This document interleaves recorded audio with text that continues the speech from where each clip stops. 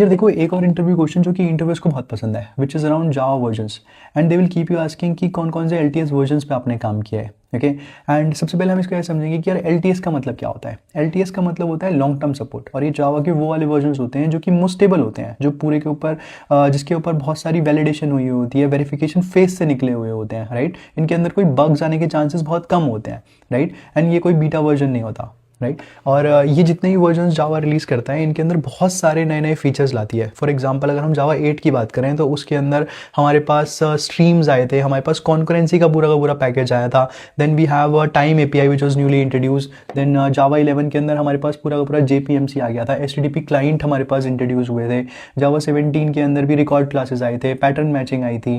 Then Java 21 was a game changer as well, जिसके अंदर पूरा का पूरा थ्रेड्स का परफॉर्मेंस ही इंप्रूव कर दिया गया था through a virtual thread concept. ये सारे छोटी छोटी कॉन्सेप्ट्स में नई वीडियोस में कवर करता रहूँगा, तो गाइस कीप सपोर्टिंग।